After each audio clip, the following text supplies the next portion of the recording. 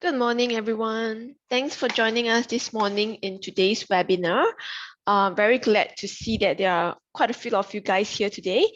So this morning, our topic is how to, achieve electrical safety for MRO solutions. And we have two speakers from Fluke Southeast Asia. They are Jaslyn and Shalom, and they're both product specialists at Fluke Southeast Asia. So I'm sure today they'll be sharing with you guys a lot of useful knowledge and tips on electrical safety. I'm Wan Ting and I'll be your host for today. Before I hand over the time to the first speaker, I'll be sharing with you guys some a few important functions so that you can, communicate and engage with us during this webinar. So without further ado, let's begin. Right, if you now look to the bottom of your screen, you will see that there's something called what we'll say is a control panel. So in this control panel, you will find all the functions you need to engage and communicate with us. To the left-hand side, you will see this thing called audio settings. So the box is in the wrong area. It should be in the audio settings. So this is where you can control your audio preference through these audio settings here. So if you can't hear us or you want to adjust your audio settings, you can do so through the audio settings button. I won't go in depth on the audio settings, but if you have any questions regarding it, you can drop me a note in the chat box. Okay, so moving to the control panel, the first icon that is important for you to know is the chat box icon. So if you were to click on the chat icon, you will see that a chat box will appear on the right-hand side, exactly like what you see on my slides right now. So the chat box is for you to engage and communicate with us if you have any questions or technical difficulty, like you can't see the slides, you cannot hear us, or you want to or you cannot see the slides, you cannot hear us, or you have an audio difficulty, please do reach out to us in the chat box and we'll get back to you as soon as we can. So the second function is the Q&A box. So you click on the Q&A icon and the Q&A box will appear on the screen as you see right now, a pop-up. So all you have to do is simply type your question and everyone who's in the panelists, myself, Jaslyn and Shalom will be able to see your question and we'll get back to you as soon as we can. So anytime during the webinar, if you have any questions, just feel free to drop them in the Q&A box. We will address all questions by the end of the seminar. All right, last but not least, we will have one poll question at the end of the seminar. So when I activate this poll at the end of the seminar, all you have to do is to simply select the products you're interested in and press the submit button. So once you press the submit button, your response will then be recorded. You can select more than one response. So right now, you won't see the poll or you won't see the polling icon because we are not activating any poll right now. Later on, once we activate, the poll will appear on the screen like what you're seeing on the slides right now. That's it from me. 3 very simple functions for you to engage and communicate with us during this webinar. I hope you have a fruitful session with us today. And without further ado, I'll hand over the time to the first speaker, Jaslyn, to kickstart this webinar. Jaslyn, the time is yours.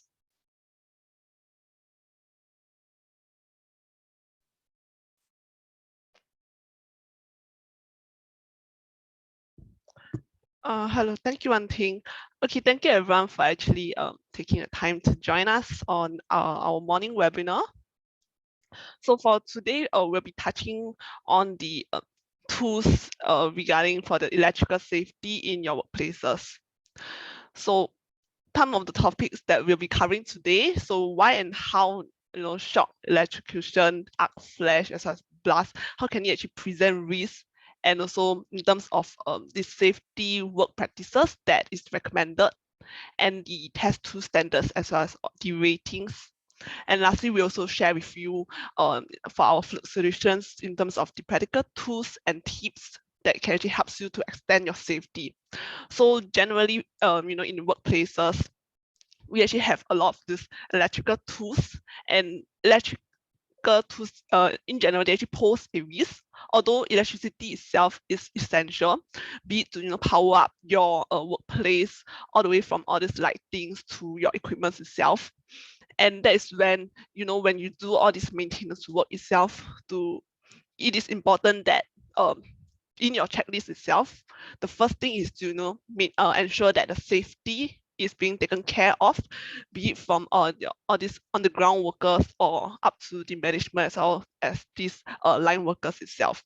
And that's why today we'll be sharing on the safety tools that can also be applied in your workplaces.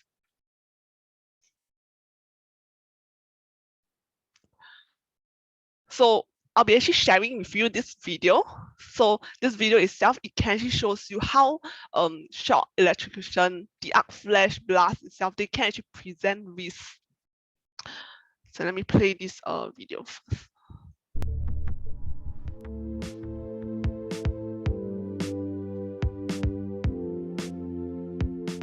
In addition to shock hazards, one of the most dangerous situations anyone working with electricity faces is an arc flash. An arc flash is an explosive release of energy from an electrical arc when the electrical current passes through ionized air. In less than a second, an arc flash is initiated from a phase to ground or a phase to phase fault. It can result from accidental contact with the electrical systems, the buildup of conductive dust, corrosion, dropped tools, or improper work procedures. The plasma arc has a virtually unlimited current carrying capacity once it's established.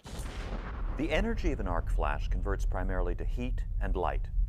Within a millisecond, temperatures at the epicenter of an arc flash can reach 35,000 degrees Fahrenheit. That's 4 times hotter than the surface of the sun.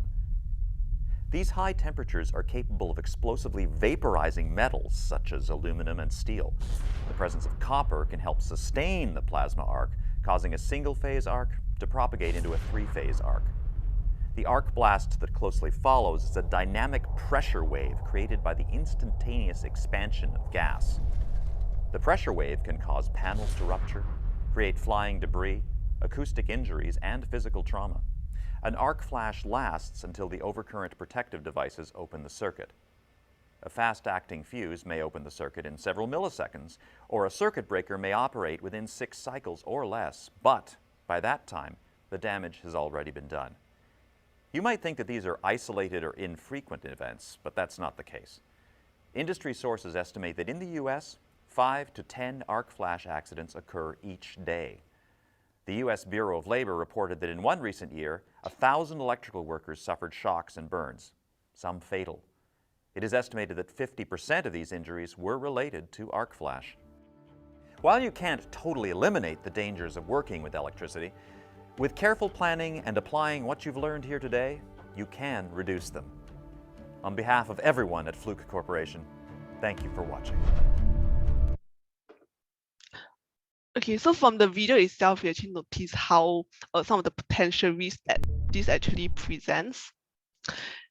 And actually over here, we actually state some of the common accidents that you actually notice in the workplace.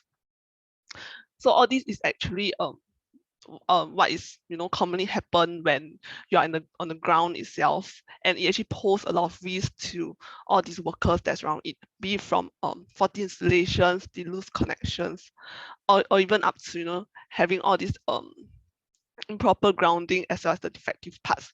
So that is also why when we look into the risk that actually presents, it can even cause all these deaths. That's the most serious event itself. So this is how we actually need these proper tools and to ensure the safety when you're actually carrying out all this maintenance or the inspection checks in your workplace itself.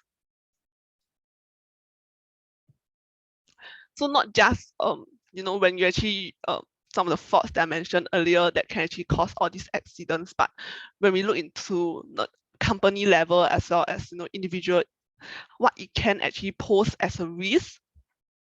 So when you actually met all this kind of workplace accidents itself, they can actually cause all this investigation when to look into what is the root cause that actually causes this accident. And definitely when we have all these accidents itself, it will actually delay and even cause a production stoppage.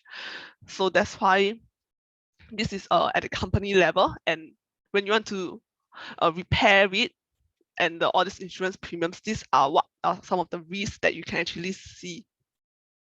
And if we look into individuals itself, what are the risks that is present? So definitely injuries, physical injuries, but also mentally itself. So maybe from here itself, you can actually suffer from a trauma itself. These are all some of the potential risks. And of course, with some all these injuries incurred itself, you will definitely have to rest at home, and also this might also lead to all this loss of income. And yes, definitely the worst case scenario is when death is actually the consequences of all these accidents that happen. So this is why we need to actually really look into this and really take into consideration having all the safety tools. Yeah. So from the images itself, these are some of the injuries that potentially can happen. And if we are talking about electrocution or electric shock itself, all these are some of the invisible threats that you will not actually see, but you actually get to feel it itself, the effect. So when we look into the safety work practices, some of the recommendations, definitely, in some companies or most of it, they actually have all the standard work and guidelines on how you can actually carry out your maintenance. And also for the tools wise, you want it to be properly rated. So in the later slides, there will be one where we actually touch on the CAT ratings for the tools itself. And of course, carry out all these visual inspections. So it's more on the first line of inspections that you can actually carry out before you carry out or perform any more of the contact kind of inspections on your tools, be it your electrical boards, cables, etc. And of course, from there on, you can actually further verify on the condition. So after you perform all these visual inspections, you want to really understand what is the condition of your test tools itself. You can use maybe a multimeter or a clamp meter to further understand what is the voltage or even the current of it. But of course, ultimately, at the end of the day, it is all these safety work practices is to actually keep you yourself safe, to ensure the safety of it while you actually do all these inspections. And based on these statistics by the International Labour Organization itself, they actually stated that every 15 seconds, there is actually a worker that actually dies from a work-related accident, while every 15 seconds itself, there is 153 workers that actually have these work-related accidents. So these are statistics that actually put out based on this. So I really want to further highlight on why is it so important that we want to also share on all these tools that can help in your safety when you actually do all these inspections. And we have this safety standard over here, IEC guideline 61010. So what it actually defines is on the category locations. So for all the tools that was actually declared to actually adhere to these CAT ratings itself, there is actually 4 different CAT ratings. CAT 1, CAT 2, CAT 3, and CAT 4. So all these 4, it actually defines different locations itself. And how these safety standards actually comes into place is when it helps to confirm onto your physical and how it can help in the electrical aspect wise. So it's important when you want to get a tool, you look into what is the CAT rating to ensure that it fits into what your daily work will require of. Because you notice that all 4 CAT ratings, it actually shows how it can apply in different locations. So for CAT 1, it is more on the electronic circuits down here. So if you're just touching and also getting in contact with all these kind of like electronic circuits only, then maybe you only need a CAT 1. So it's the lowest CAT rating already. And then when you move up to the CAT 2 ratings, when you actually come into contact more on the where there is like those higher voltage and currents, the home appliances, TV, that's when maybe you actually might need a CAT 2 rating. And when you go into the CAT 3, where you go into all this distribution wiring, or the feeders and branch circuits itself, then you might actually need a CAT 3, or even a CAT 4 if you go outdoors already. So these are the 4 different CAT ratings that in your tools itself, when you actually want to purchase it, you will actually be able to see this CAT rating on the tools itself. They actually display it.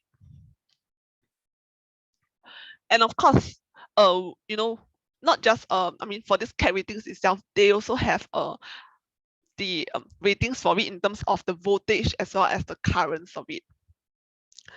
So you notice that different CAT ratings itself, they have different voltage. Maybe for the highlighter one, you notice, okay, Cat2 rating be 1000 volt. One of the actually common misunderstanding that people might have is that they feel that this Cat2 rating, the 1000 volt one, is actually much more superior as compared to this Cat3 that's having the 600 volts. So, but this is actually not right, because for voltage wise, they are only on par. I mean, you can only do that comparison when they actually belongs to the same Cat ratings. Yeah, and for the different Cat ratings itself, you can also look into the transients. So you notice for this Cat3, 600 volts, it has is higher transient current protection as compared to the Cat2. So transients itself, if you just talk about it alone itself, in terms of damage wise, it actually it is still there, but maybe not as much. But maybe when you talk about transients, all those isolations, currents and all, then it can actually pose a very huge damage, a very strong impact. So transients, currents, all this is very important that you want to take note of. So when you actually go into the Cat rating, you have to ensure that the voltage wise, it is much more higher than the maximum voltage that you are actually working on. So for example, if you are handling a voltage that's maybe 120 volts, then maybe you will need to look into something higher, 150 volts, for example. Yeah, and also take into consideration the the measurement category. So if you're outdoors, then maybe you will want to look into the Cat4. Yeah. So there's actually multiple fluke standards.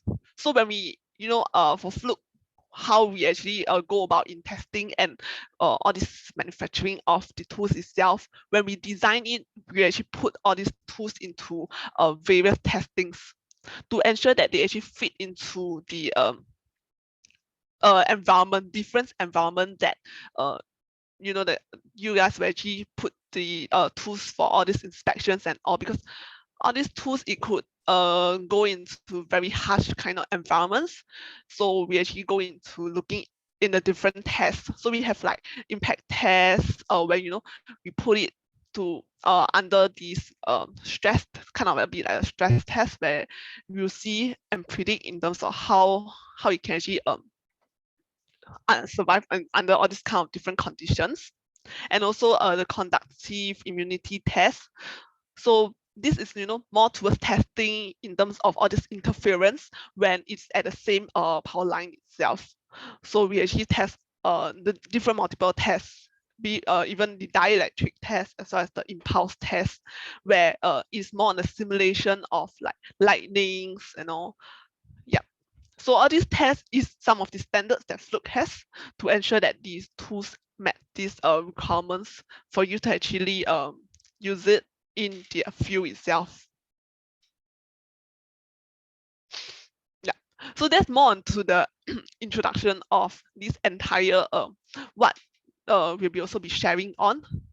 So in this later slides, what we'll be sharing on is more on the different tools that we have, be it for clamp meters.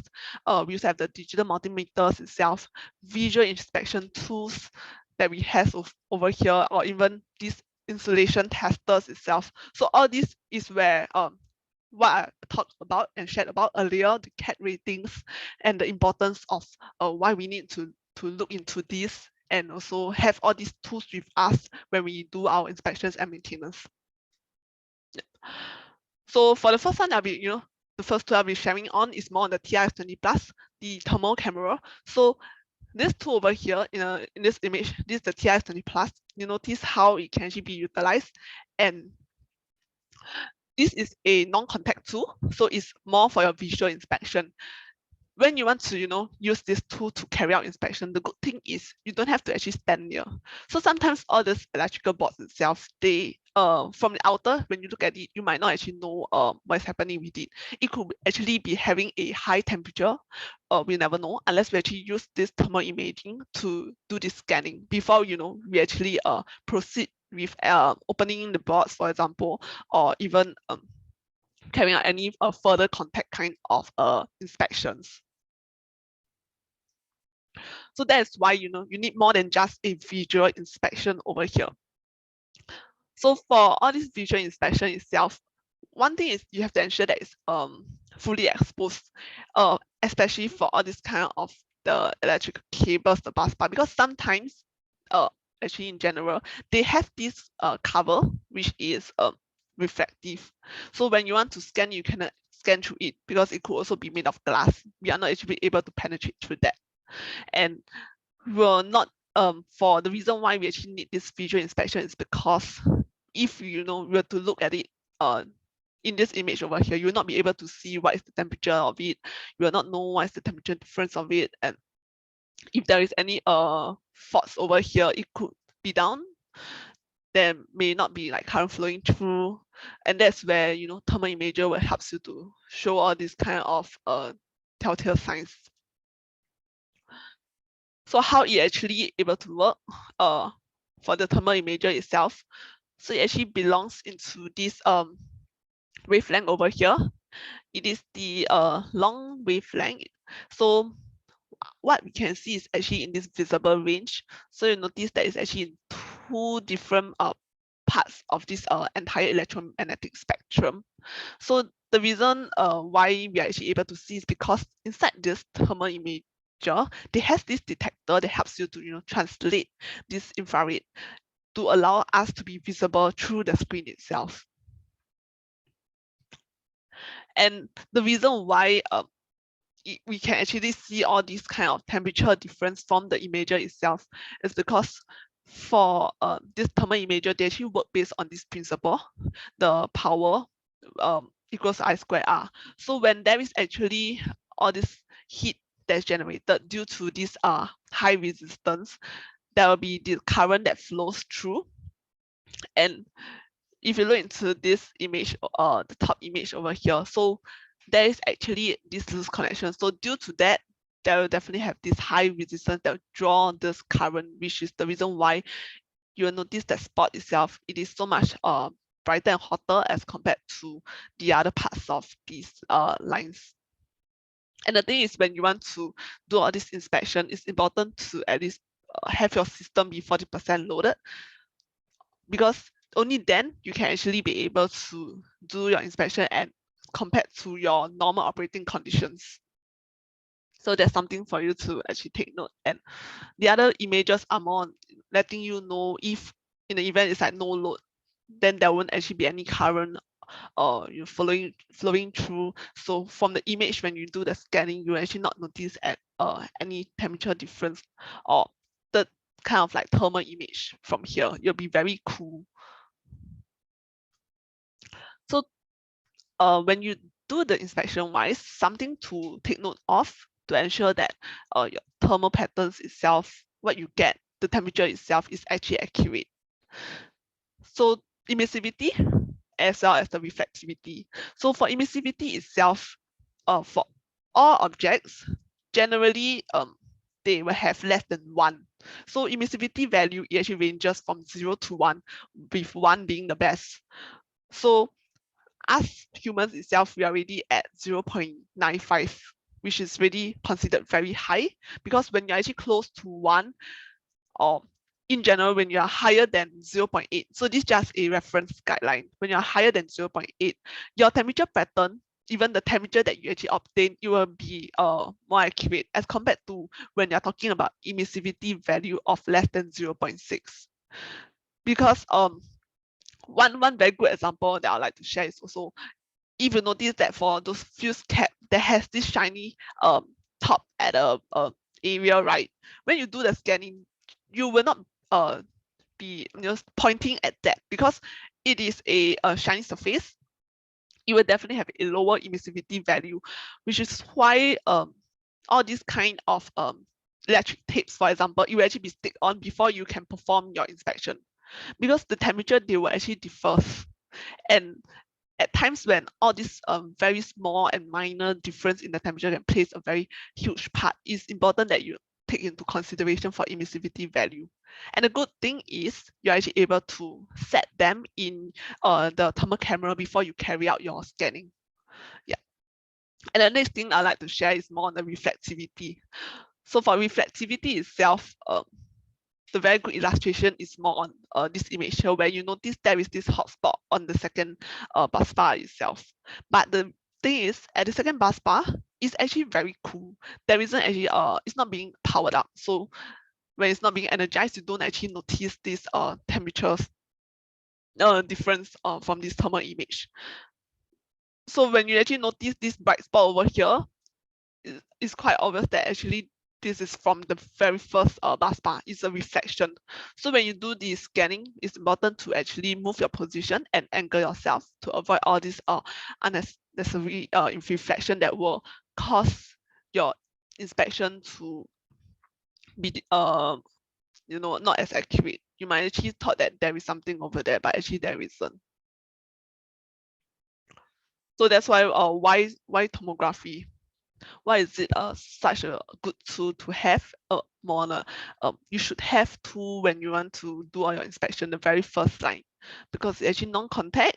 It actually don't cause any interruption, little to no interruptions to your operations, because you don't have to shut down your tools or systems to carry out the inspection. You can just do a quick scan, and it's extremely fast. The moment you actually scan it, you can actually see from the screen itself.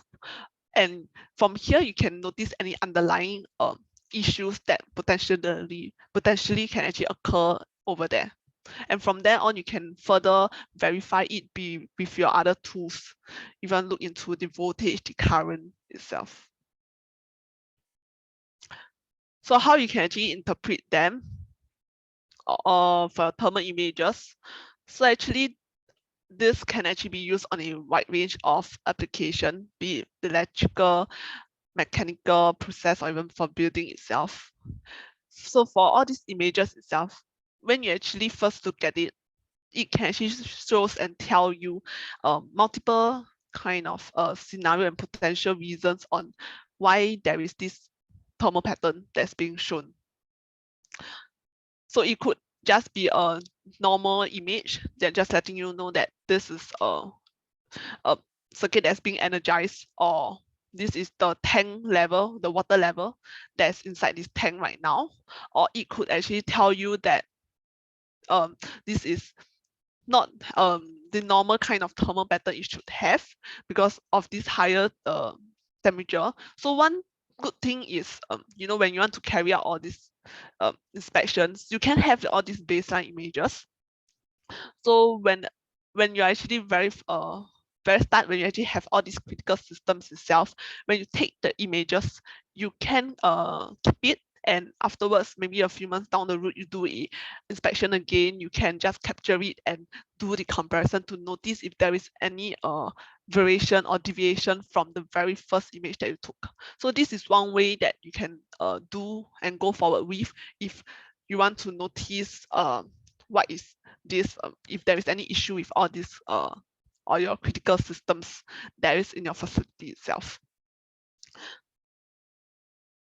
And sharing with you some of these thermal abnormalities in these electrical systems. So some of the typical problems that you could potentially face, be it loose connection, load imbalance, the overload, open circuit. So all these are some of the typical problems that you can see if you're talking about the electrical systems.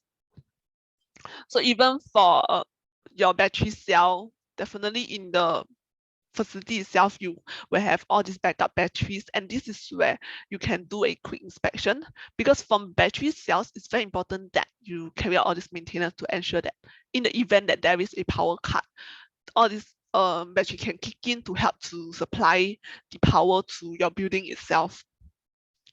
And for battery cell, if you actually don't do all this inspection and you don't discover the problem early, you can potentially cause it to spread to the neighboring cells, and you might have to replace the entire battery cell. So it will actually cost more. And also if you actually discover earlier, then you won't have to actually face all this scenario. And also loose termination, where you look at it is more on a common problem that we also will see, as well as all these load imbalances. Some load could be carrying more and having a higher temperature. So these are some of the telltale signs that you can actually see from this thermal imager. So I also like to touch on that for the TIS-20 itself. Later on, I'll also be sharing on how it can actually be utilized. And just one main point I want to show is more on this asset tagging function that it has.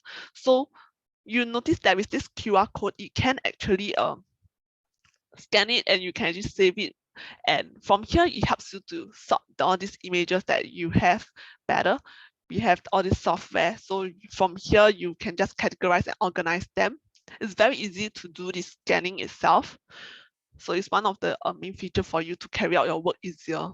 Because sometimes when you're doing your inspection, you can have multiple images or you will scan lots of critical systems at one go. So this is one way that you can go about. And of course, for electrical itself, some of these important guidelines, there's also the rules itself that you can actually follow.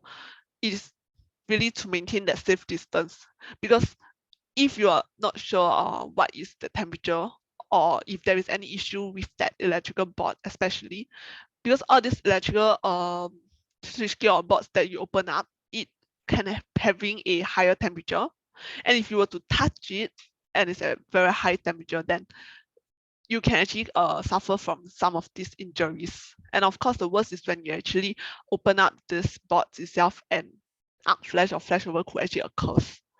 So that's why it's important that you also wear your proper PPE suit.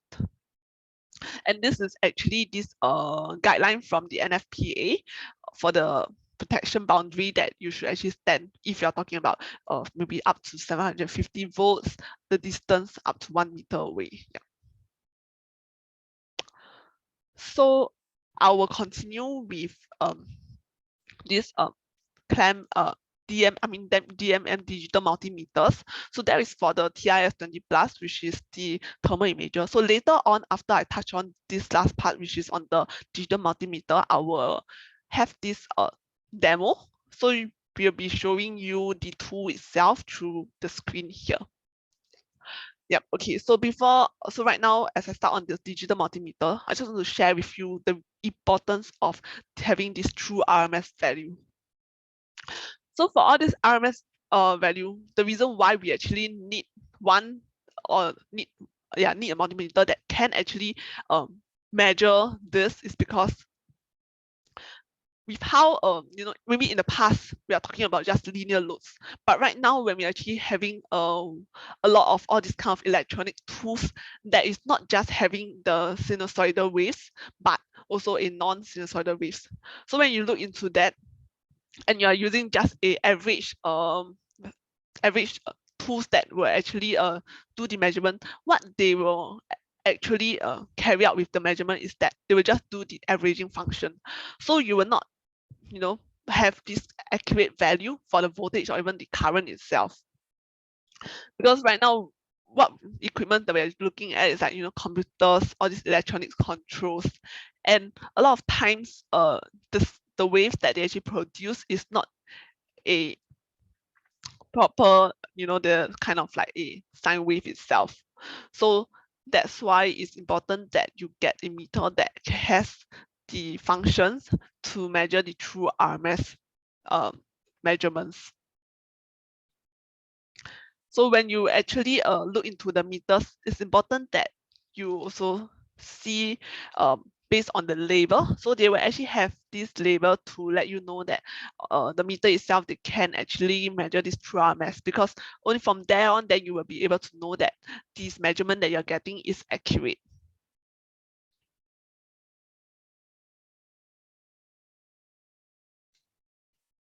Yeah. Right. So what this we have here is the 87V-Max. So it is a true RMS digital multimeter that can do for the AC the true RMS measurements. So later on there is one also the 289, but just to share on for this 87V-Max, some of the functionality that it can is very rugged. So it's really a tool that you can bring it outdoor for you to do all your extreme kind of like field work. So notice from the images, even if like you actually there is a water that splash on it, or all these marks and all, it is still able to function as per normal. You can identify all this with all this low pass filter if you're measuring all the motor VFDs itself. And in terms of safety wise, they have this Cat 3 1000 volt and Cat 4 600 volt rating. So this helps you to, it's designed so that it can withstand all the spikes of more than 8000 volts. So low pass filter is also important because sometimes when you're looking at all these PWM signals, for example, because motors, they might actually have all this VFD that has this high frequency PWM signals, and if you don't have this low pass filter, when you're actually doing your measurement itself, you'll not be actually accurate due to all this interference that you will be having due to these high frequencies of the signal itself.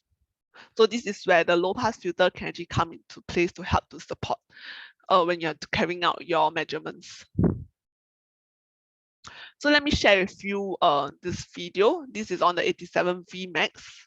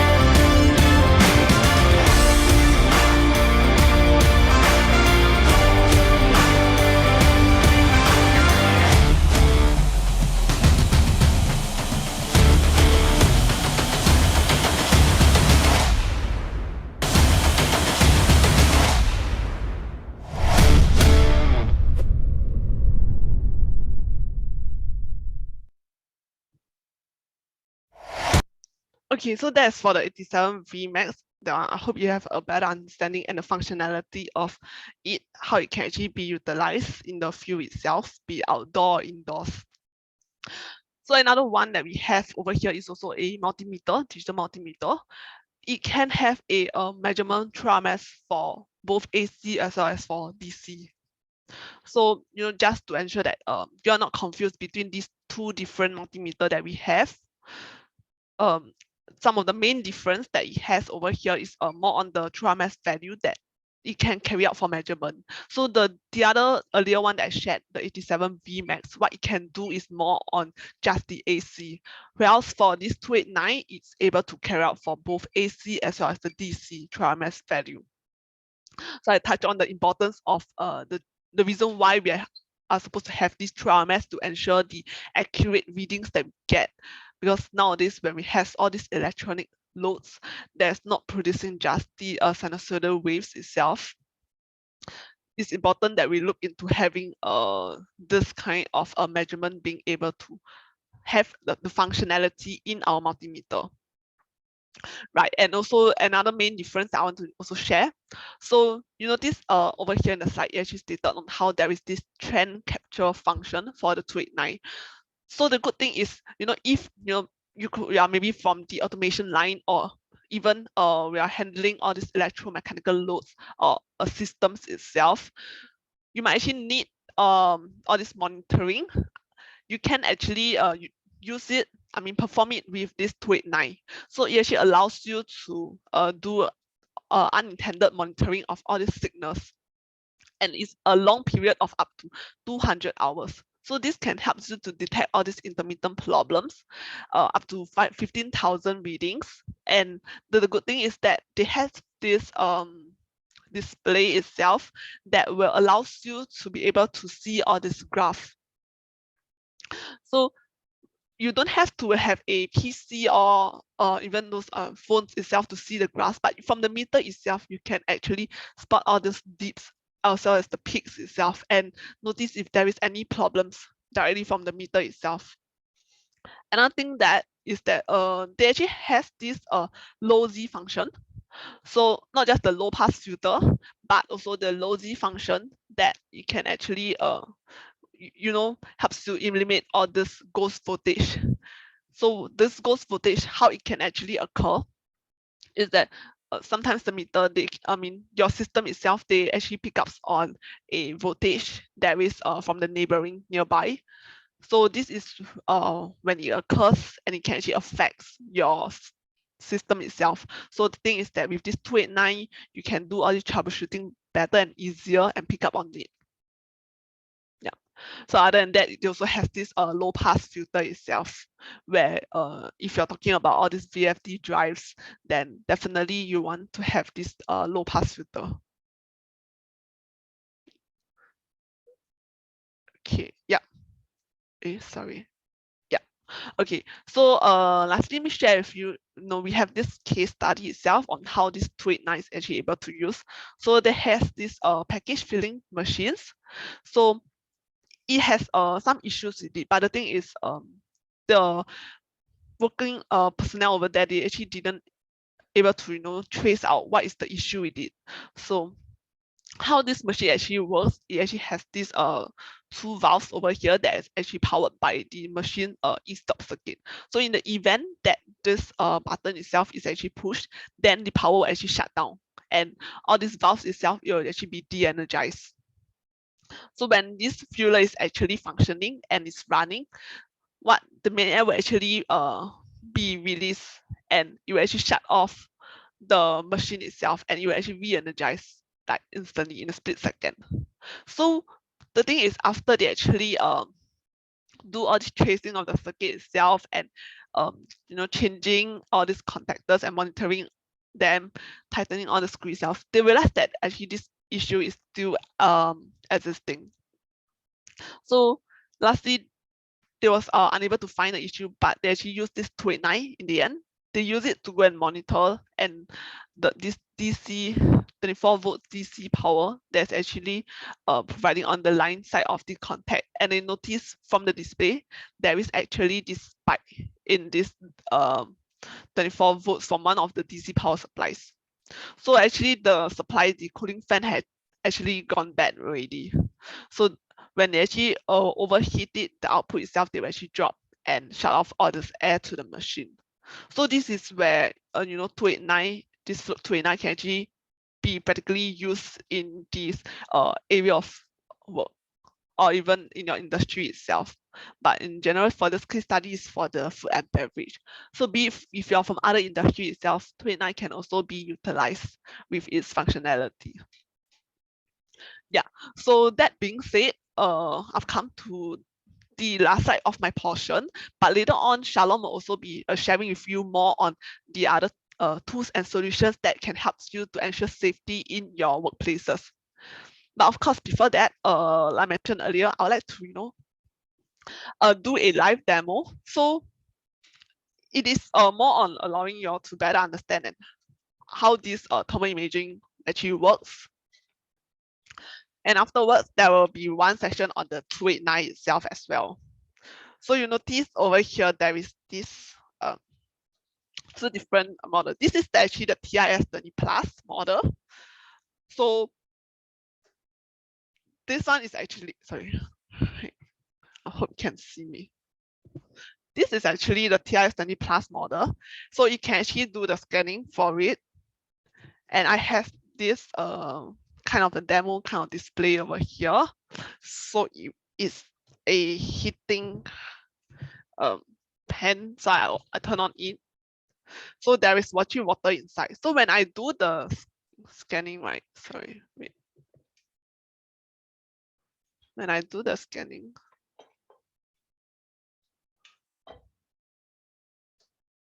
so when I do the scanning, right, it's important that I test on the electric tape. So like I mentioned, it's very important that for all the scanning, when you want to carry out, you have to ensure that the emissivity as well as the reflectivity is actually taken into consideration.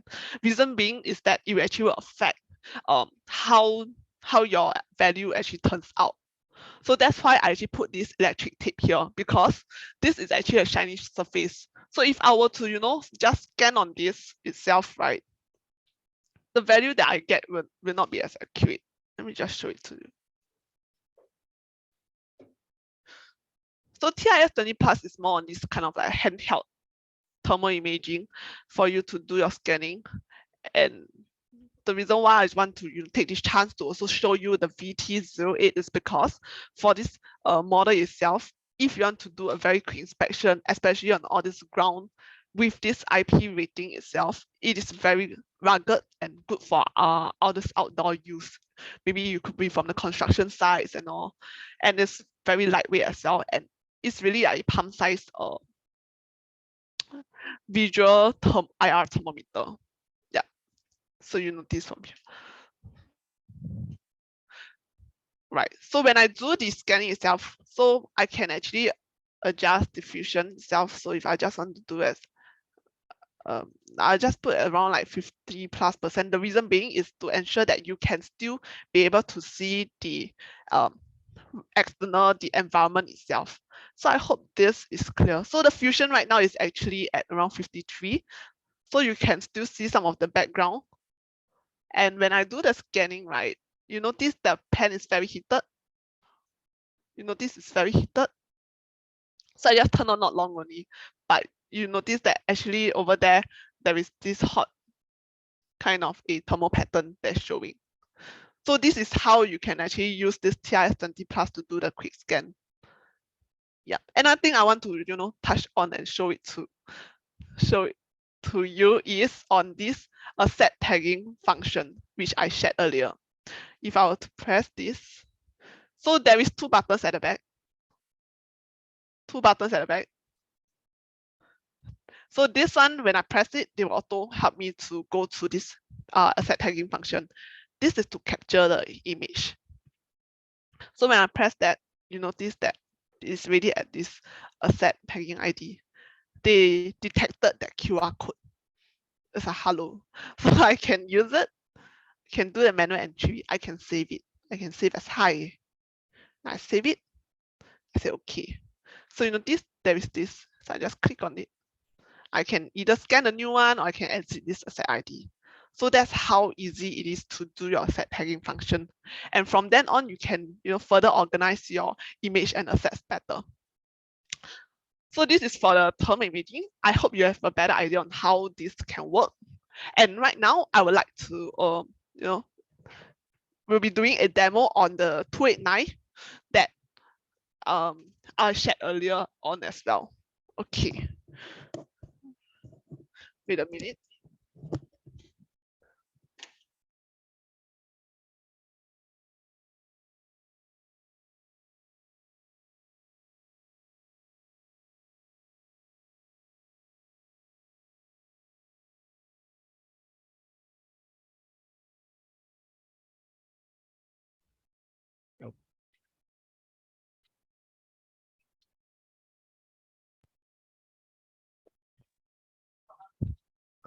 All right. Hi, everyone. This is Shalom here. I'm part of the team. So what I'll do now is I'll actually run through the demo for the 289 multimeter for you guys so that you guys will have a better understanding as well on this particular system. So let me just share my camera as well so you have a clearer picture of this. Let me share this. Okay, great. So now what we have here is 289 together with a auto and drive demo kit. Shalom, your voice is too soft. Oh, okay. How about now? Is it better now? No, it's too soft. A second.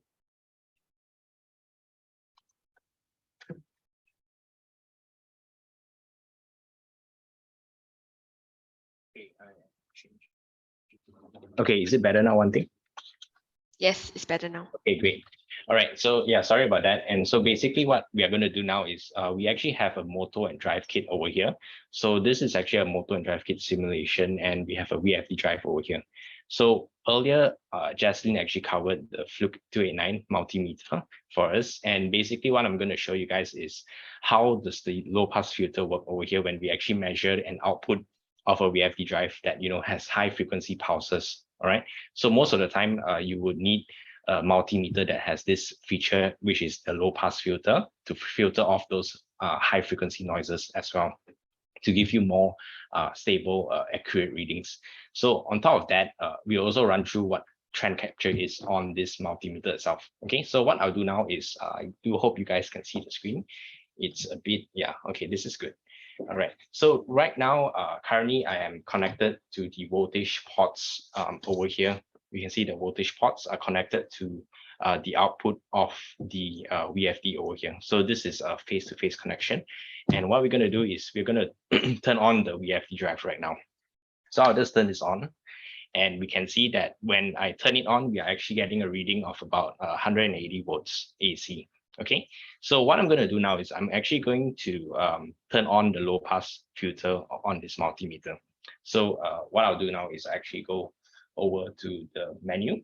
Okay, maybe the frame can be zoomed in a bit more. Okay, so I'll go to the menu, and over here I'll actually turn on low pass filter. So I'll just press F1 that represents the low pass filter here. And when I press that, what happens is we are actually filtering off the high frequency noises. So this particular symbol up here represents that with that particular graph. So that graph is telling us that it is filtering off the low frequency noises, and we're getting about 116 volts AC.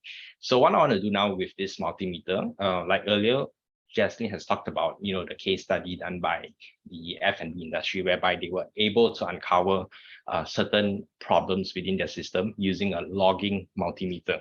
All right, so that is the power of, you know, being able to log your data, because as a matter of fact, most multimeters in the market, when you actually look into them, they are giving you spontaneous readings. All right, so instantaneous readings.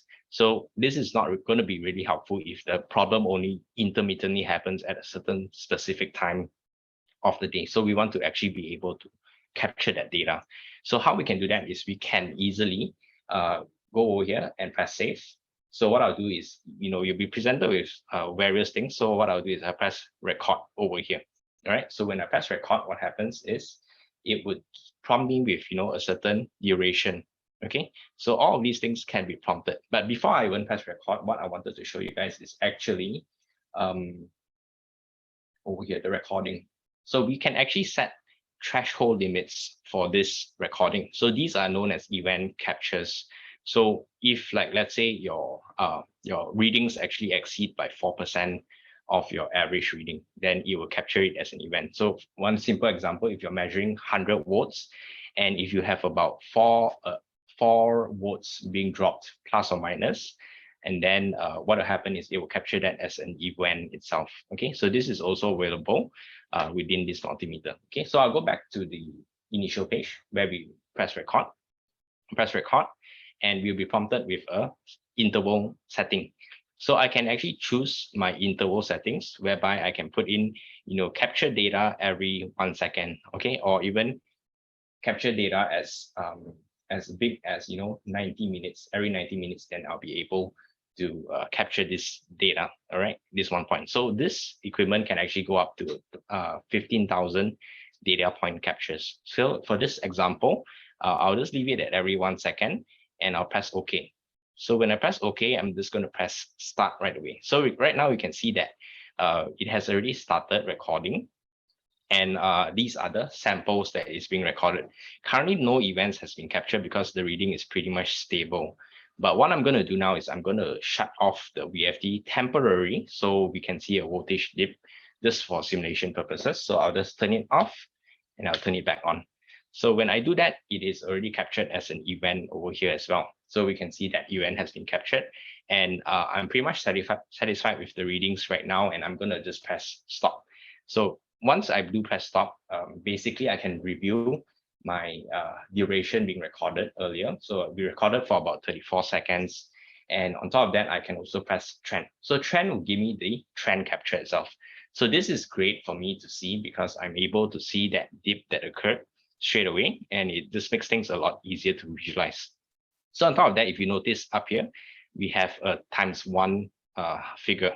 This value can be further increased to up to 14 times. So I can actually zoom into this chart way more higher. Okay, so there is a high resolution to this, and I can actually go across this event here. So I can even zoom in further and so on. So this is a very useful feature. And on top of that, once you've done your logging on your systems, you are able to export this chart into the computer, and you're able to print reports out of that. So it makes things a lot easier. And basically, this is actually a very capable equipment that enables you to do troubleshooting over a period of time, over a duration of time. So on top of that, not only just voltage, but you have also your low Z function, and all your other standard current readings, and you also have the capability of measuring temperature as well.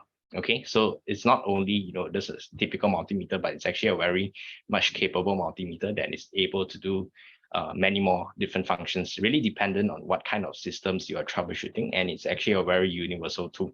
So whatever knob you turn to, all of these parameters can actually be trend captured. So it just makes things a lot easier. Okay, so this is for the multimeter. Now what I'll do is I'll actually move on back to the slides. So just give me a second. Okay, so I'm going to share my screen so I can actually go back to the slides. Okay, give me a second.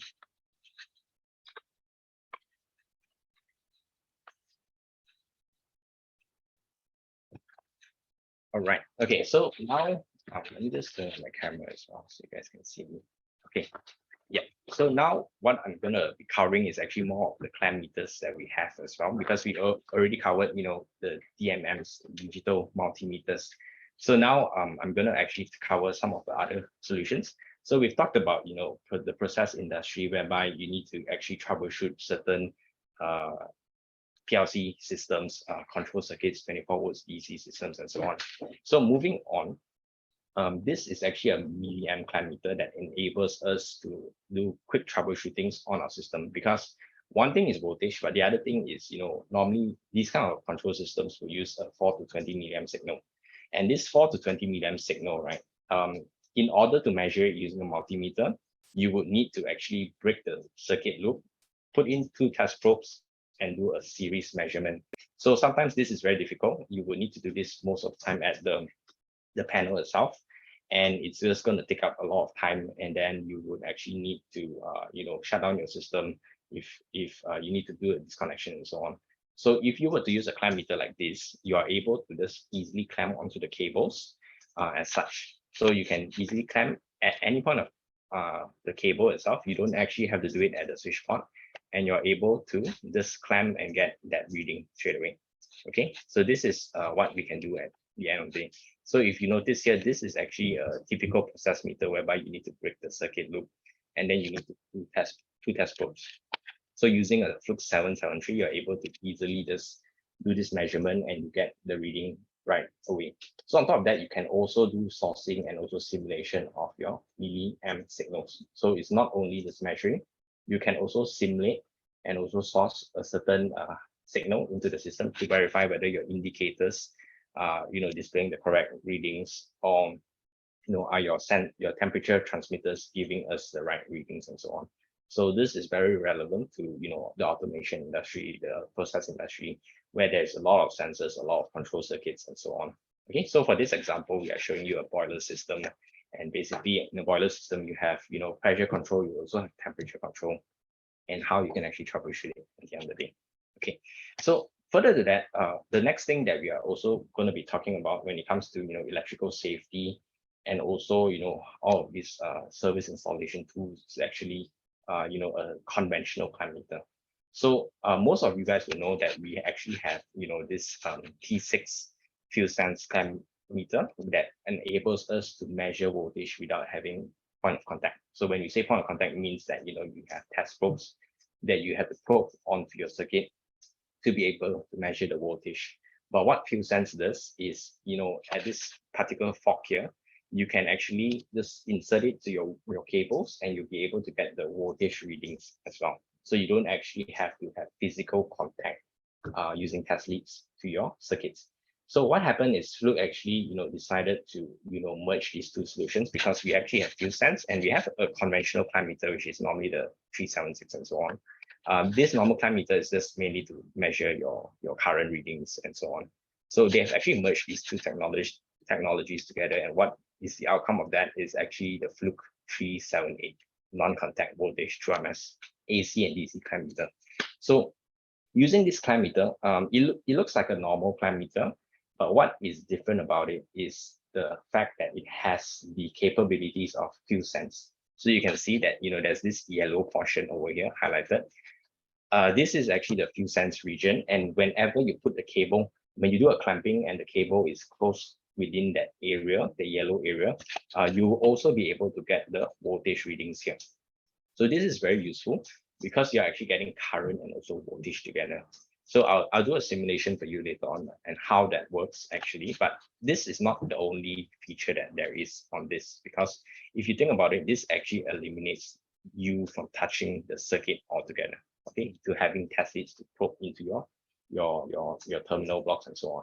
Okay, so that reduces the risk of having an electric shock, and it's basically much more convenient and it saves a lot more time as well.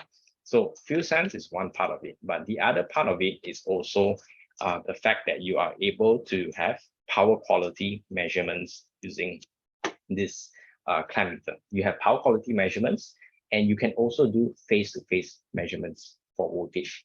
So if you look at a conventional way of doing a face-to-face voltage, right, over here, what happens is you would need to do, I'll show you this here. Yeah, the old way is basically using test probes. You have to probe between line 1 to line 2, line 2 to line 3, line 1 to line 3 as well. So this is actually the conventional way. And then after that, you need to do calculations if you are using a multimeter, of course. But if you're using a three-phase power quality analyzer, it's much more easier to do that. But if you are using a handheld tool like this is the way to go, all right?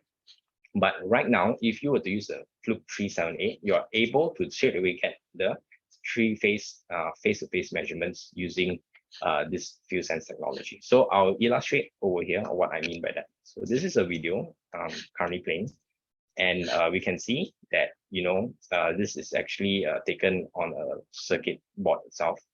Okay, so what you need to do is you need to do a clamp of your grounding port itself, and then after that you just have to start clamping on each of the phases.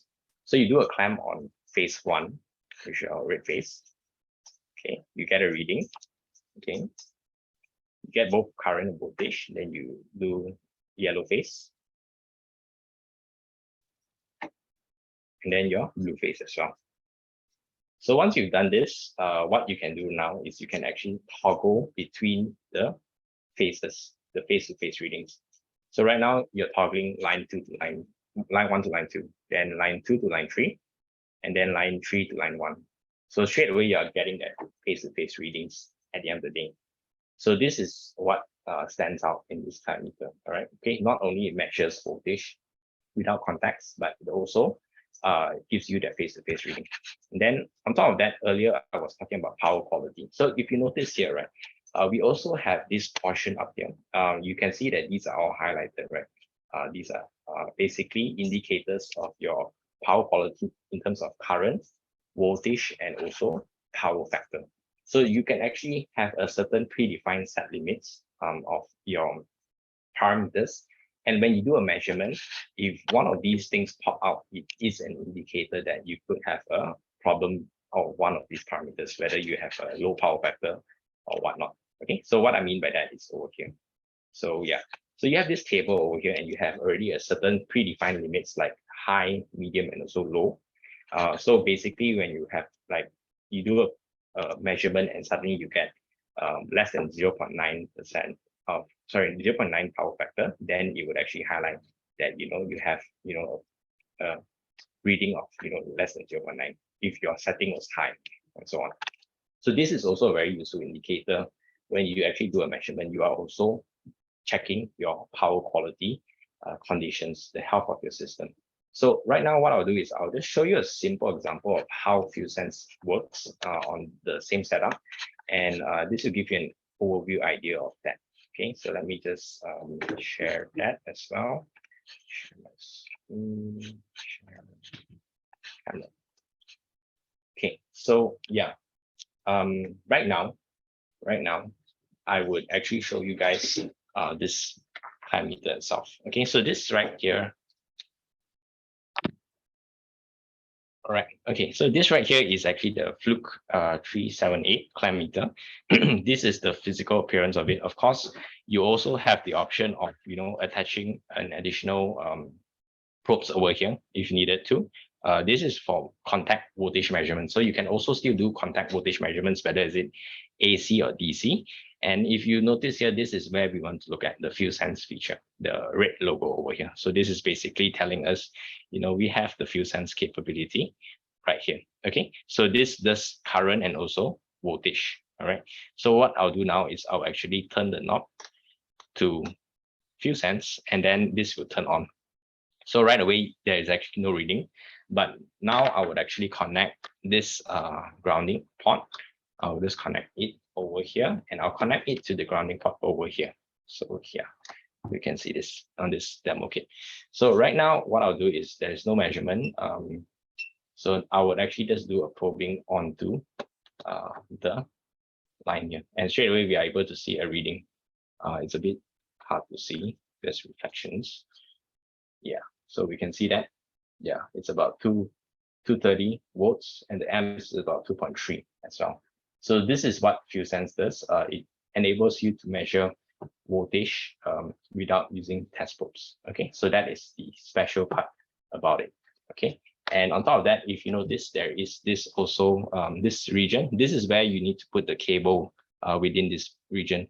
So if the cable is outside in the middle here, it will not be able to utilize the FuelSense feature. It has to be tight at the corner here, and then it will be able to measure the voltage itself.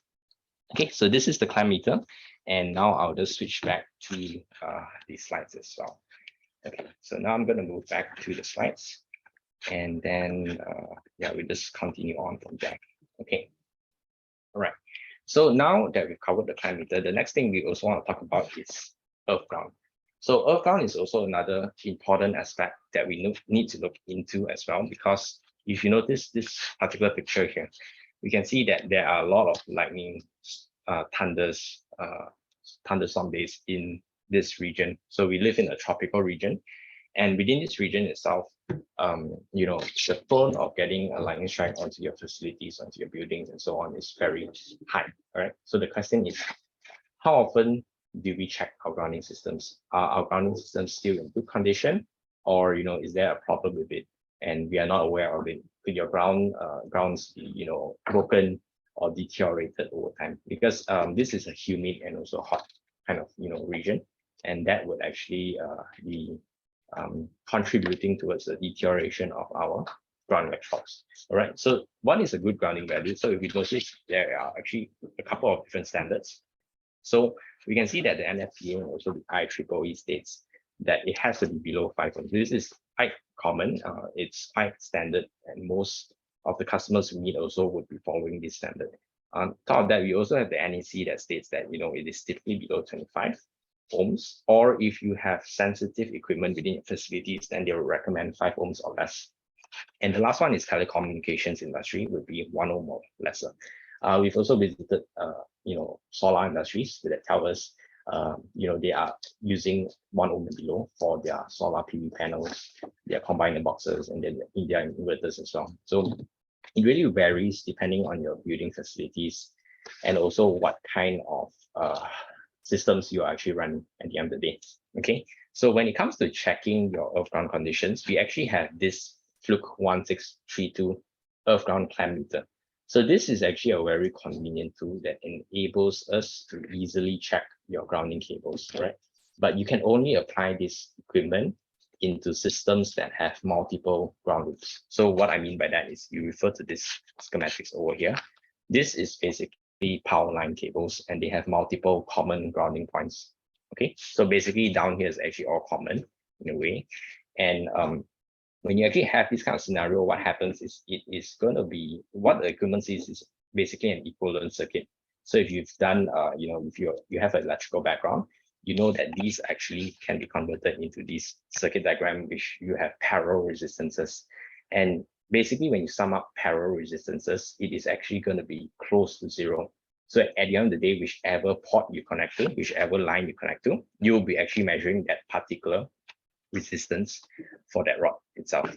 So this is the concept, the easy, brief explanation behind the concept of how this clamp meter works. Within the clamp itself, you can actually see that there are two clamps within this red color portion. So there is one inducing, and there's also a sensing clamp within this. So it actually measures, it injects a signal, it measures the voltage drop, and it tells you, what is that resistance value at the end of the day. So it's very convenient to be used. You can use it, outdoors. You can also use it on your mobile systems and, any kind of systems that have multiple grounding points. Okay, this is how you can actually use this.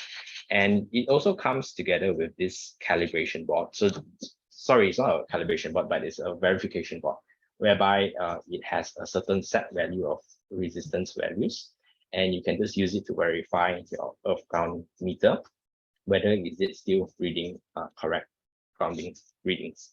Okay, so these are just application examples that we have that shows you how how is it done. You can easily just clamp it onto your grounding cables at any point of time, and you'll be able to get a reading.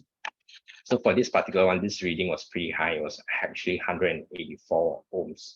This is a solar PV panel, and ideally they wanted it to be below 1 ohm. Okay, so this particular panel had an issue. This was a 30 megawatt solar plant, and further to that, after we've done this testing, the engineer had to go and troubleshoot, and eventually they found that there was a deterioration on this particular grounding path as well.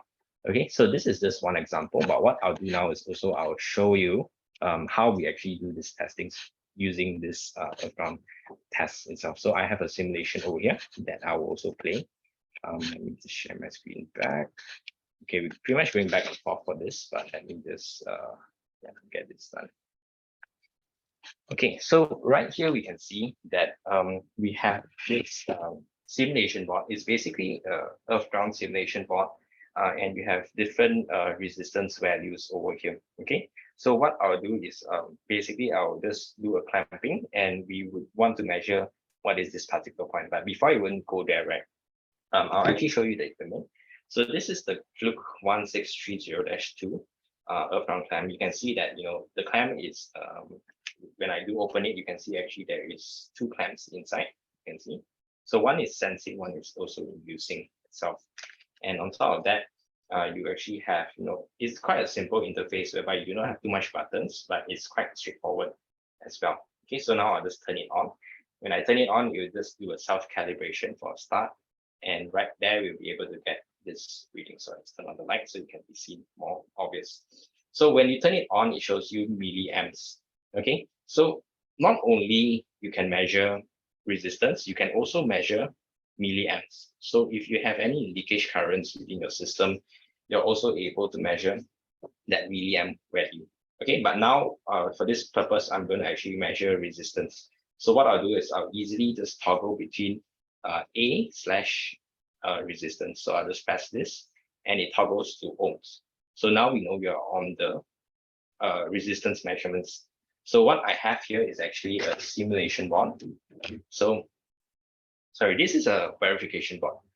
We have different resistance values here, and we can basically just clamp and basically just see what is the reading, whether is it drifted or is it close to accurate. So what I'll do now is I'll just clamp onto the first one here. So I'll do a clamping. So I'll easily just clamp here. And once I've done the clamping, I'm going to be reading this value here. So this is 0.492. Okay, so it has very low tolerance values, so you're able to see this. You can do verification. So once if these readings go way off, then there could be something wrong with your meter. That's when you need to send it for service and so on. So we did the first one, then now I'll do the second one, which is 0.5 ohms. Okay, so I'll just clamp this. So I've done this clamping, and I'm able to see the reading itself, 0.519 ohms itself. Okay. So after I've done verification, what I want to do next is basically, if you are at site, this would be a typical simulation condition whereby you have various kinds of grounding points in parallel. And what we can do is we will just take this as actually a ground cable itself. So we just assume that this is a ground cable. And what we've simulated is actually a resistance of 20 ohms here for this particular knob right here. Okay, so what I'll do is I'll just clamp onto this cable. So once I've done the clamping, sorry, this is actually on hold. So I'll just stop it from being on hold. Yeah, okay, there's a hold button, which was toggled just now. So straight away, you'll be able to get the reading as it is.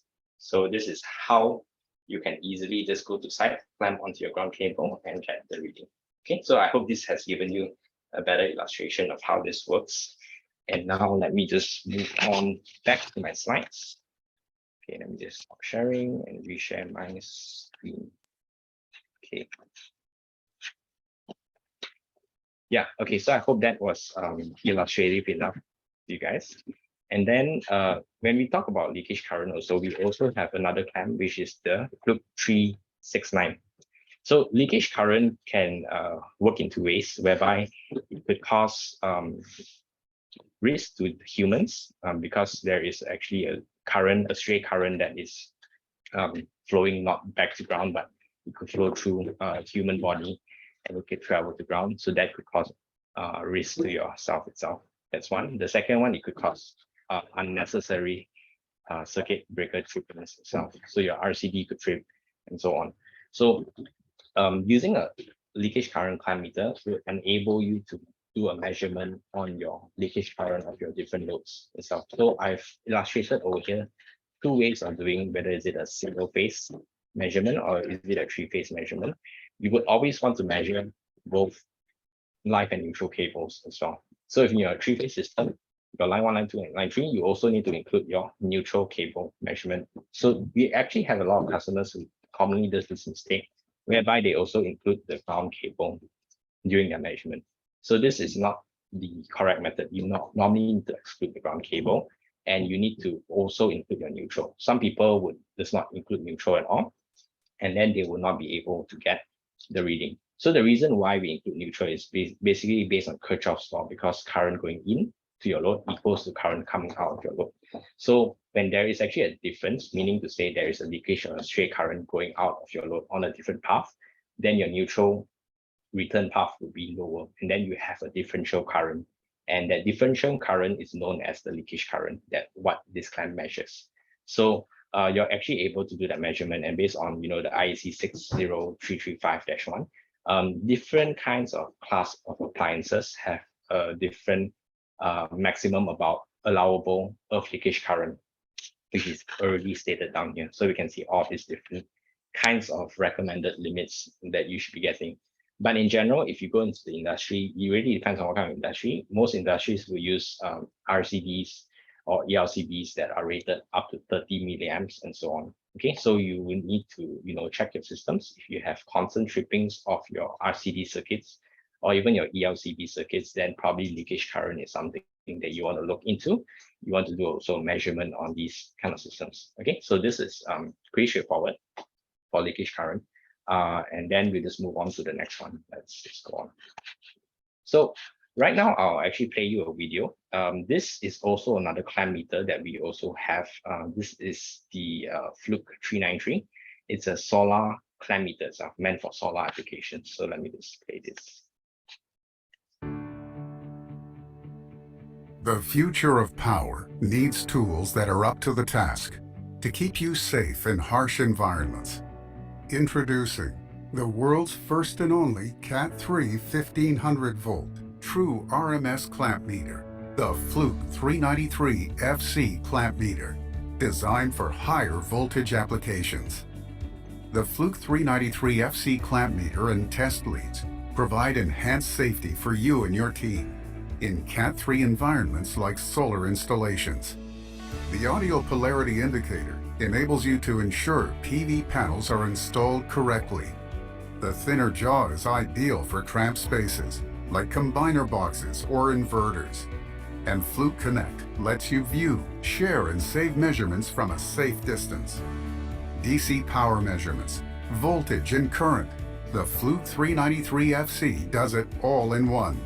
Safely, ruggedly, and reliably, with an IP54 protection rating for dusty and rainy environments. The Fluke 393FC, the world's only Cat 3 1500 volt true. So earlier we've talked about the importance of CAT ratings and how different CAT ratings can actually affect the safety of our equipment. Though you may have a Cat 3 or you may have a Cat 4 that is having a higher voltage level, it doesn't necessarily mean that you are protected for a certain transient current level. So that's something to take note of. But when it comes to the solar industry, most large solar plants will be operating on 1500 volts DC. All right.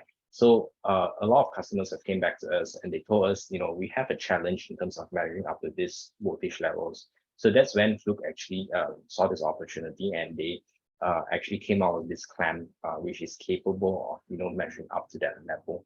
So that solves that measurement problem, and you're able to do easy troubleshooting on your systems using this method itself.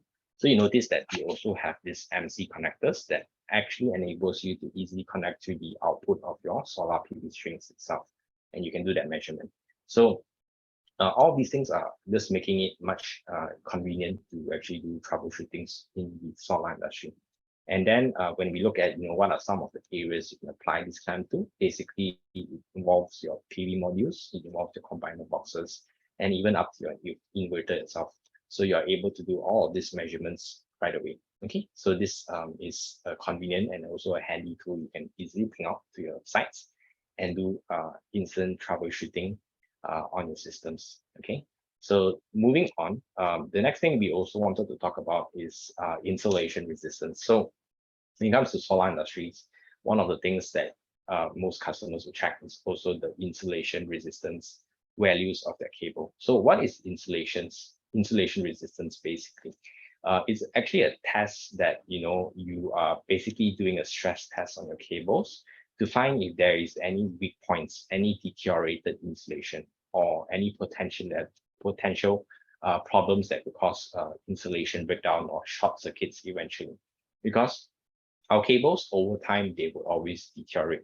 It really depends on what kind of condition or what kind of environment they are in, whether it be your cables or your motor windings and so on. They would eventually wear out and also potentially have a breakdown. They could even have manufacturing defects and so on. So these kind of things we need to check on a regular basis and to determine if there's a problem or if there is any weak insulation itself. Because when a circuit trips, what happens is you would have downtime.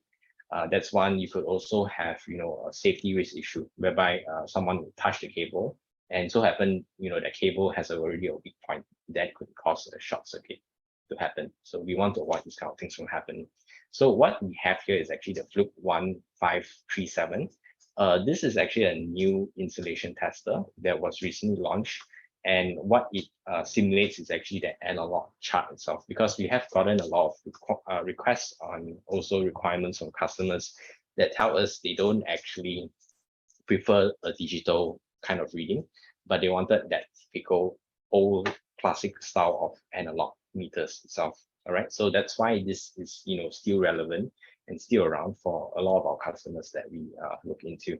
And when it comes to insulation testing, normally you might already have heard of this. This is what we call as polarization index and also dielectric absorption rate. Basically, it's a test over time, the insulation test over time. So you are actually stressing the cables for a certain duration of time and to see what is the insulation reading at the end of the day. Okay, so when you actually do this kind of test, at the end of the day, you get a certain ratio reading. But what's more important is actually we want to also obtain a chart from it. So it's a time over test. Okay, so sorry, it's a test over time. So that's what I mean. So you want to actually be able to plot a chart, and that chart will tell you different points as you go along the time. Okay, so this is one way to go about it. So the reason why we do time this kind of test is because we wanted to stress the cables for a certain duration of time and to see if there's any weak points over the duration, because most of the time these cables would have moistures, would have contaminations and so on. So their insulation resistance values could eventually change as well. So this table shows you, what is the typical baseline readings that you should be getting when you actually do this kind of test itself. So yeah, the other thing is also a RAM voltage test for insulation. So we want to actually find out what is that breakdown point, when would that insulation fail. So you can actually do this kind of testing using the Fluke 1537 itself. So it makes it a lot easier. Basically what happens is it ramps up the voltage output. Okay, so it's up from 0, and every 1 second it linearly increases that voltage level by 100 volts. So you can see here every 1 second it increases by 100 volts, and until it actually reaches a point whereby your insulation drops, drops dramatically, and then you would know that that is your breakdown point itself. So you can also do this kind of test, and you can determine, the condition of your insulation resistance. So not only, you can do all of those things, you can also easily toggle between different kind of tests within this insulation tester. So you can also have real-time monitoring of your leakage current within your system. As you are doing the testing, it actually shows your leakage current reading here. You can do your dielectric absorption rate. You can do your polarization index test. You can also do a dielectric discharge test and also a voltage ramp test. So there's actually a lot of different features, and within all of these features, you're able to plot that trend out. So plotting that trend out is very important. That will give you a better visualization of the condition of your system. So that makes it a lot easier, and you can just easily check that condition as well. So this is what we do for insulation tests. And basically, these are just some common situations and also best practices that we can take into account for. Most of the time, the question is, are you sure that your system is safe to be put into operation? Let's say you have a motor, you have a cable, and you're not too sure whether it is still in good condition. Okay, so what most customers will do is they'll do a spot installation test, whereby it's an instantaneous test, and sometimes it is not sufficient enough. So that's when you want to actually consider a test over time, whereby you might want to implement the PI method or the DAR method, and basically get that trending out of it to determine how is the real condition over time. Okay, so this is a better way to evaluate your systems, rather than purely just relying on a one-time spot installation test reading, okay, at the end of the day. Okay, so the next thing that we also want to cover when it comes to insulation resistance and so on is actually a multi-function tester. So multi-function testers, as the name says, it would have a lot of different kinds of test methods involved or incorporated into the equipment. For this particular case, we are looking at the Fluke 1664. And this Fluke 1664 actually encompasses a lot of different kinds of methods here. So you can see it is based on the standard IEC 61557. And we can actually have, insulation resistance. You can have loop impedance. You can even have also earth ground resistance methods. And also you can test your RCDs, whether your RCDs are in good condition. Are they tripping when they have a certain leakage current? Or are they tripping fast enough based on their data sheet and their specification itself? So all of these tests can be done using the 1664 itself. So when it comes to RCD testing, it really depends on the type of RCD that is being used. There are different kinds of RCDs, and each of these types, right? You have a type AC, you have a type A, and you also have a type B. So these actually require different kinds of test currents to be injected in to actually trip the RCD, to trigger it. So the 1664 actually has these different kinds. It caters to the different kinds of RCDs, and it would be able and capable of injecting different types of waveforms for this simulation test.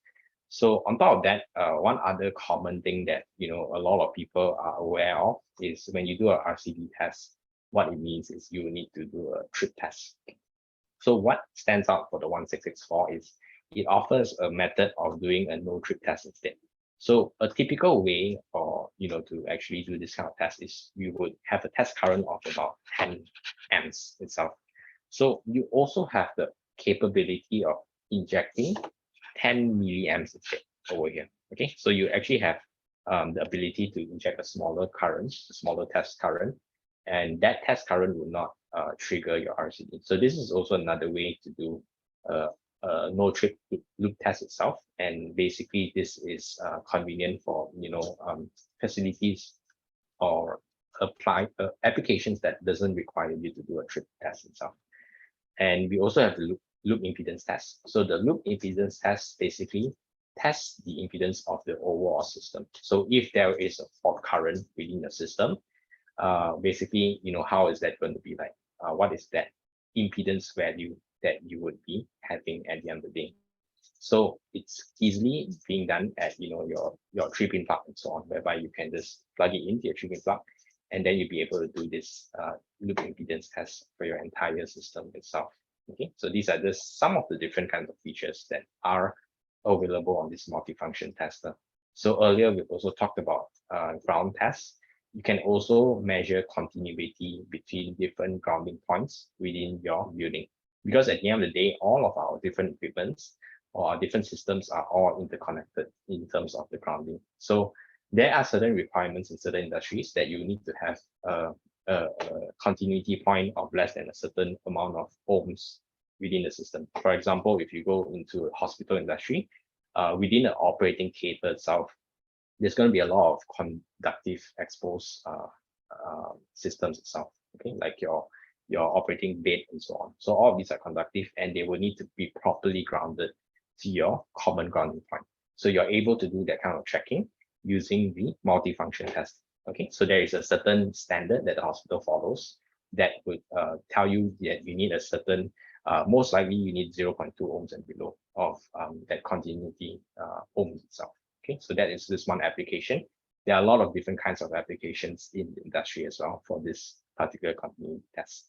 And the last one is also an RCD test, whereby you are able to test the functionality of your RCD in terms of whether it will trip when it sees a certain leakage current and what is the time taken to trip.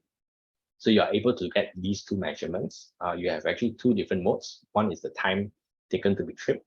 One is the amount of leakage current required to trip the RCD. So all of this can also be easily done using the multifunction tester itself. Okay, and the last one is also a phase sequence test.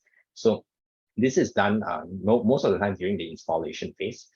Customers want to verify whether contractors or technicians have actually installed their cables correctly, whether they are in the correct phase or they might have accidentally swapped the phases altogether. So these are just certain ways you can verify your electrical systems. All right.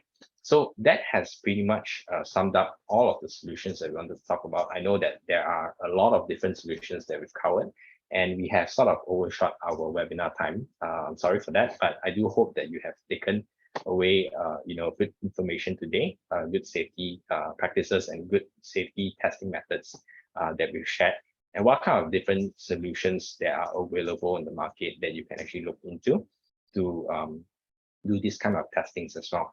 So at the end of the day, safety is the most critical thing that we want to look at.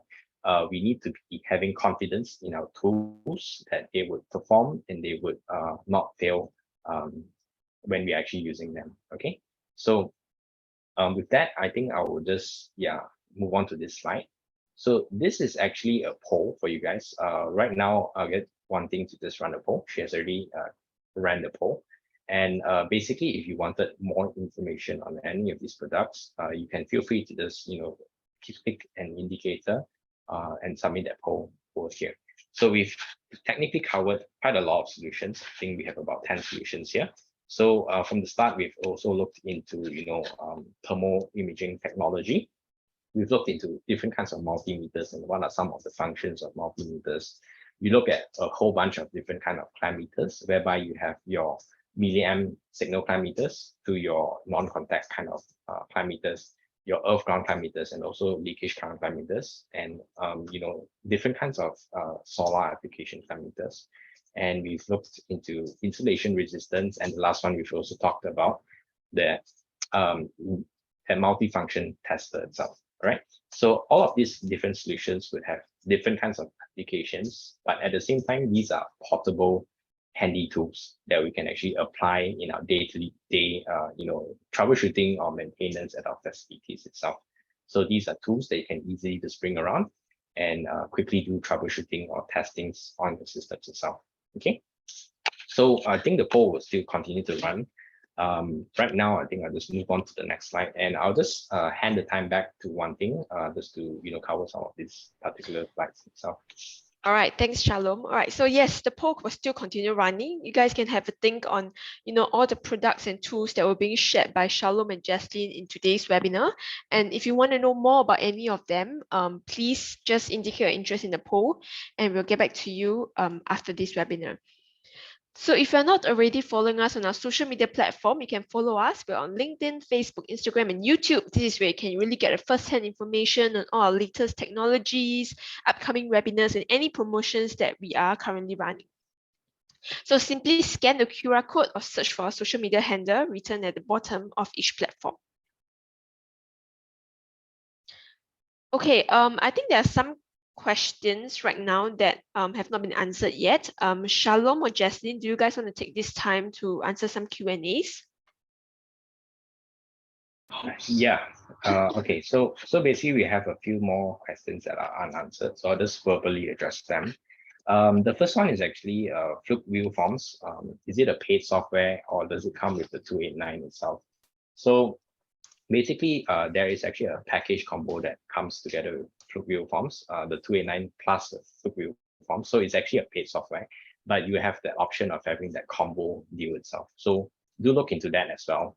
And if you have already purchased a 289, we also have the option of you purchasing the software separately as well. Okay, so that is that. I've done that. And then the other question is, there are so many types of clamp meters. Do you have one that can do all the functions like leakage, current measurement, for voltage, and also face-to-face, etc.?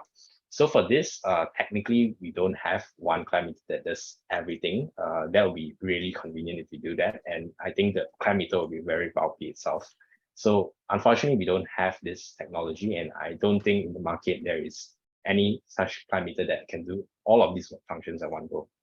So there are different, I would say there's a purpose for each of the clamp meters, and basically you will need to look into what is critical in your facilities, and you need to determine what is needed at the end of the day. Okay, maybe you might have problems with leakage current. Okay, then that's when you want to look specifically into leakage current clamp meters and so on. So it really depends on what is your application at the end of the day.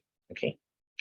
And then another question here is the Fluke 378 have bigger diameter clamp. Our system cable uses 3 cables, 95 mm square each face. Okay, so for this particular one, we also have the option of attaching a separate flexi, it's called an iFlex clamp, that enables you to do bigger loop measurements, all right? We have different sizes, and basically what you can do is we can share more information with you on that. It really depends on what kind of cable size you're looking at, and we would send you the relevant information itself. Okay. And then the last question here is, what is the difference between solar clamp meter to any AC/DC clamp meter? Okay, sorry if I did not make it clear enough, but for the solar clamp meter we talked about earlier on, right? It is actually covering the voltage level of up to 1500 volts DC. So if I were to just quickly go back to that slide and just show you an overview of what that looks like. Give me a second. Here we go. Yeah. So that 1500 volts DC is currently not available on the clamp meter market right now. Okay, so that's the first one. The second one is CAT safety rating. We are covering CAT 3 ratings. So this covers up to 1500 volts DC as well. Okay, so further to that, one thing I missed out is the DC power measurement. So clamp meters would purely just give you amperage, all right? But what you can do with this, you can also at the same time measure your voltage, and then it computates what is your DC power, all right? So you're able to get that DC power coming out from your PV panels itself. So yeah, that is what we have over here. Okay. And then, okay, we have also another question that just came in. when is the appropriate time to conduct calibration for our fluke testers? Every 3 years or every 2 years? As a matter of fact, for this, we would recommend every year. It really depends on the requirements as well, because you have customers yourself, and your customers will have specific requirements or written requirements that require you to do a calibration maybe every once a year or every 2 years once, when you're actually using this to test their facilities and so on. So it really depends on what their requirements is. As a recommended guided standard, we would follow a annual calibration period itself. Okay. So I think I've pretty much covered all the questions. Thanks for your questions. We appreciate you guys asking questions, and I think there would be certain people that we have to get back to on certain items as well. Okay. Thanks, Shalom. Right. For those of you who still have questions, don't worry. You can always drop us an email. Shalom, if you go to the last slide, we can share with them our email address. Yes, right. So you can always drop us an email. The email address is written on the PowerPoint slide right now if you do have any questions. So don't worry if you didn't manage to ask your questions this time around. Even after the webinar, if you do have any questions, just reach out to us through the email address. Thank you for staying with us throughout this entire webinar. So sorry that we overran by about 10 minutes. We hope you guys had a very fruitful and knowledgeable, a very fruitful and educational session with us today. For those who have submitted your interest for the products, we will get a local fluke specialist to be in touch with you after this webinar. So keep a lookout for that. Other than that, is there anything else from the speakers, Shalom and Jaslyn? No, none from my side. All good. Not from my side. Okay, awesome. Thank you so much, everyone, for joining us this morning. Have a great day ahead, and we hope to see you in our next webinar. Bye.